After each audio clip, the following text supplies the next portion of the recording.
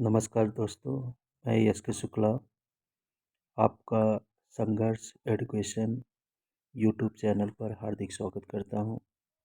दोस्तों की जैसा कि मैंने 2 सेट पहले ही उपलब्ध कर दिया है, आज ये मेरा तीसरा सेट है जो कि 25 क्वेश्चन इस सेट में है। तो चलते हैं, आज के प्रश्नों को हम हल करते हैं। हमारा सबसे पहला प्रश्न है, नागार्जुन की कविताओं को किस आलोचक ने नुक्कड़ कविता कहा है?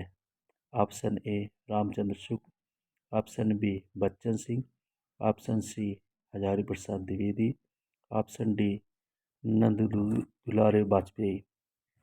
तो दोस्तों, जो हमारा सही उत्तर होगा बच्चन सिंह, ऑप्शन बी हमारा सही होगा। नेक्स्ट क्वेश्चन पे चलते हैं। हमारा अगला प्रश्न है, हिंदी में गजल विधा के प्रवर्तक माना जाता है? Option A Dushyant Kumar, option B Narendra Sharma, option C Jaishankar Prasad, option D Maithili Sharan Gupt. तो दोस्तों, जो हमारा दूसरे का सही उत्तर होगा ऑप्शन ए, अर्थात दुष्यंत कुमार। दुष्यंत कुमार हमारा सही उत्तर होगा। चलते हैं नेक्स्ट क्वेश्चन पे। हमारा अगला प्रश्न है, दिव्या के उपन्यासकार हैं? Option A Yashpal, option B Ilachand Joshi, option C रघुवीर सहाय, ऑप्शन डी मैथिली शरण गुप्त। तो हमें बताना है दिव्या किसकी रचना है। तो इसका सही उत्तर है ऑप्शन ए यशपाल। अब चलते हैं अगले प्रश्न पे अपने, और हमारा अगला प्रश्न है, अमृतलाल नागर की रचना है? ऑप्शन ए ठंडा लोहा, ऑप्शन बी एक जमीन अपनी, ऑप्शन सी अमृत और विष, ऑप्शन डी दिव्या। तो ऑप्शन 4 में हमारा जो सही उत्तर होगा ऑप्शन सी अमृत और विष। अब चलते हैं अगले क्वेश्चन पर। अगला प्रश्न है हमारा, साकेत को जीवनवादी आचार्य किसने कहा है? Option A Ramchandra Shukla, option B doctor Nagendra, option C Hazari Prasad Dwivedi, option D doctor Bachchan. तो हमें ये बताना है कि साकेत को जीवनवादी आचार्य किसने कहा। शायद आपने सोच लिया होगा, और हमारा जो सही उत्तर होगा ऑप्शन बी डॉक्टर नगेंद्र ने।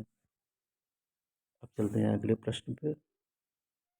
हमारा 6 नंबर का प्रश्न जो है वो इस प्रकार है, इतिवृत्तात्मक किस युग की विशेषता है?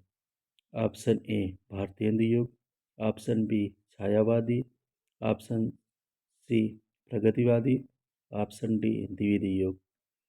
तो 6 नंबर का जो हमारा सही उत्तर होगा ऑप्शन डी द्विवेदी युग हमारा सही उत्तर होगा। अब चलते हैं नेक्स्ट क्वेश्चन पर। हमारा अगला प्रश्न है, हर गीतिका का बादशाह किसे कहा जाता है? ऑप्शन ए Maithili Sharan Gupt, option B Hariaudh, option C Bharatendu, option D Agyeya. तो हर गीतिका का बादशाह किसे कहा जाता है?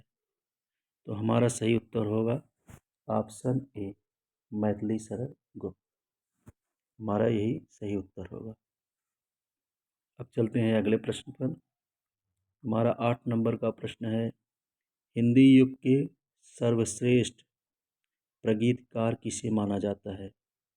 Option A Mukutdhar Pandey, option B Maithili Sharan Gupt, option C Mahavir Prasad, option D Prasad. तो जो हमारा सही उत्तर है ऑप्शन ए मुकुटधर पांडे। हमारा जो सही उत्तर होगा ऑप्शन ए मुकुटधर पांडे। अब चलते हैं नेक्स्ट क्वेश्चन पर, और नेक्स्ट क्वेश्चन हमारा है, कवि सम्मेलनों का बादशाह किसे कहा जाता है? Option A Mahavir Prasad, option B Maithili Sharan Gupt, option C Bharatendu, option D Gaya Prasad शुक्ल सनेही। तो कवि सम्मेलनों का बादशाह गया प्रसाद शुक्ल सनेही को कहा जाता है या माना जाता है। हम नेक्स्ट क्वेश्चन पे चलते हैं। भक्ति काल में गृहस्थ जीवन का जैसा सुंदर चित्र सूरदास में मिलता है, वैसा ही आधुनिक काल के किस कवि में मिलता है। Option A Mahavir Prasad, option B Bharatendra, option C Maithili Sharan Gupt, option D Shridhar पाठक। तो दोस्तों इसका जो सही उत्तर होगा ऑप्शन सी मैथिली शरण गुप्त। अब चलते हैं नेक्स्ट क्वेश्चन पर। नेक्स्ट क्वेश्चन में हमारा है, देशभक्त वीरों मरने से नेक नहीं डरना होगा, प्राणों का बलिदान देश की वेदी पर करना होगा। किसकी कविता है। Option A Nathuram Sharma, option B Maithili Sharan Gupt, option C Shridhar Pathak, option D Bharatendra. तो दोस्तों यह कविता जो है नाथूराम शर्मा की है, अर्थात ऑप्शन नंबर ए हमारा सही होगा। अब चलते हैं नेक्स्ट क्वेश्चन पर। 12 नंबर हमारा प्रश्न है, हिंदी के प्रथम कवि हैं। Option A Amir Khusro, option B Swayambhu, option C Sarahpa, option D इनमें से कोई नहीं। तो हमें बताना है हिंदी के प्रथम कवि किसे कहा जाता है। तो हमारा सही उत्तर होगा ऑप्शन नंबर सी सरहपा। अब चलते हैं अपने अगले प्रश्न पर। हमारा 13 नंबर का प्रश्न है, कलम का सिपाही किसे कहा जाता है। Option A Hazari Prasad Dwivedi, option B Premchand, option C Ramchandra Shukla, option D Dharamvir Bharati. तो कलम का सिपाही किसे कहा जाता है दोस्तों। तो हमारा सही उत्तर होगा ऑप्शन बी, अर्थात प्रेमचंद को कलम का सिपाही कहा जाता है। अब चलते हैं अगले प्रश्न पर। निराला की पहली रचना है। Option A Shantikali, option B Naye Patte, option C Parimal, option D Juhi ki Kali. तो दोस्तों निराला की जो पहली रचना मानी जाती है वो है जूही की कली, ऑप्शन नंबर डी हमारा सही होगा। अब चलते हैं अगले प्रश्न पर। और अगला प्रश्न हमारा है, महादेवी वर्मा को किस रचना पर ज्ञानपीठ पुरस्कार मिला। Option A Yama, option B Nihar, option C Neerja, option D इनमें से कोई नहीं। तो महादेवी वर्मा को जो ज्ञानपीठ पुरस्कार मिला वह ऑप्शन नंबर ए अर्थात यामा पे मिला। हमारा सही उत्तर होगा यामा, ऑप्शन नंबर ए। अब चलते हैं अगले प्रश्न पर। गीत फरोश के रचयिता हैं। Option A Dharamvir Bharati, option B Bhawani Prasad, option C Jaishankar Prasad, option D Maithili Sharan Gupt. तो दोस्तों गीत फरोश के जो रचयिता हैं वो आपका सही उत्तर होगा ऑप्शन नंबर बी अर्थात भवानी प्रसाद मिश्र। चलते हैं अगले प्रश्न पर। हमारा 17 नंबर का क्वेश्चन है, छंद शास्त्र के आदि प्रणेता हैं। Option number A Pingal Rishi, option B Patanjali, option C Swayambhu, option D Keshavdas. तो छंद शास्त्र के आदि प्रणेता किसे कहा जाता है। तो हमारा सही उत्तर होगा ऑप्शन ए पिंगल ऋषि को, ये हमारा सही उत्तर होगा। तो चलते हैं अगले प्रश्न पर। और अगला प्रश्न हमारा इस प्रकार है, आग का आईना किसकी रचना है। Option A Makhanlal Chaturvedi, option B Jaishankar Prasad, option C Nagarjun, option D Kedarnath Agrawal. तो दोस्तों हमारा जो सही उत्तर होगा ऑप्शन नंबर डी अर्थात केदारनाथ अग्रवाल को आग का आईना जो रचना है वह केदारनाथ अग्रवाल की रचना है। अब चलते हैं अगले प्रश्न पर। जीवन के गान किसका उपन्यास है। Option A Agyeya, option B Nagarjun, option C Dharmveer Bharati, option D Bhawani प्रसाद।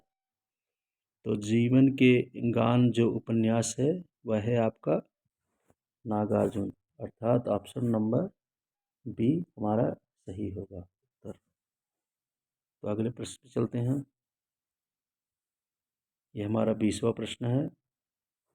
बापू के रचयिता हैं। Option A Dinkar, option B Sarveshwar Dayal, option C Kedarnath, option D Kesari Kumar. तो बापू के जो रचयिता हैं वो कौन है? तो ऑप्शन नंबर ए अर्थात दिनकर जी। अब चलते हैं अगले प्रश्न पर।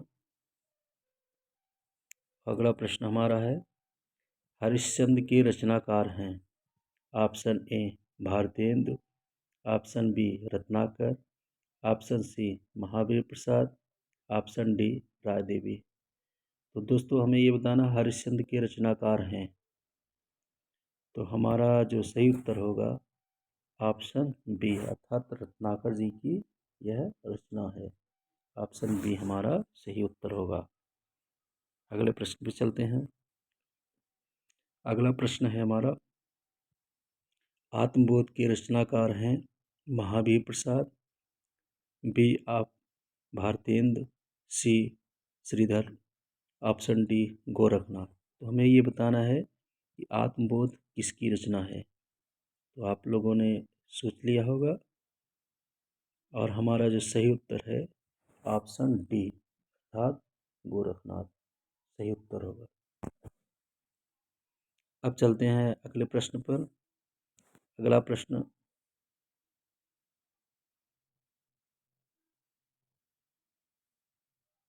माफ करना दोस्तों, जो अगला प्रश्न हमारा है, बंटवारा के रचयिता हैं। Option A Vishnu Prabhakar, option B Sarveshwar Dayal, option C Jaishankar Prasad, option D Dharamvir Bharati. जो बंटवारा रचना है वह है विष्णु प्रभाकर का, अर्थात हमारा ऑप्शन नंबर ए सही होगा। अब चलते हैं नेक्स्ट क्वेश्चन पर। हमारा 24 नंबर प्रश्न का इस प्रकार है, करुणालय किसकी रचना है। Option A Jaishankar Prasad, option B Maithili Sharan Gupt, option C Nirala, option D Bharatendra. जो करुणालय रचना है वह है ऑप्शन ए अर्थात जयशंकर प्रसाद, हमारा ये सही उत्तर होगा। अब चलते हैं आज के अंतिम प्रश्न पत्र पर। जो हमारा अंतिम 25वां नंबर प्रश्न है वह इस प्रकार है, चित्राधार किसकी रचना है। Option A Hariaudh, option B Jaishankar Prasad, option C Kedarnath, option D Nagarjun. तो हमारा जो सही उत्तर होगा ऑप्शन बी अर्थात जयशंकर प्रसाद। तो दोस्तों आज हमने 25 प्रश्न किए हैं और हमें ये लगता है कि ये आपकी परीक्षाओं के लिए बड़े ही उपयोगी हैं। तो अगर आपको ये हमारा प्रश्न जो है अच्छे लग रहे हों तो आप हमारे चैनल को सब्सक्राइब करें, लाइक करें, शेयर करें, क्योंकि यह दोस्तों टीजीटी, पीजीटी या जो भी हिंदी की परीक्षाएं होती है वह बहुत ही महत्वपूर्ण प्रश्न है इसमें। तो आप हमारे चैनल को सब्सक्राइब करें, लाइक करें और शेयर करें। Thank you. जय हिंद।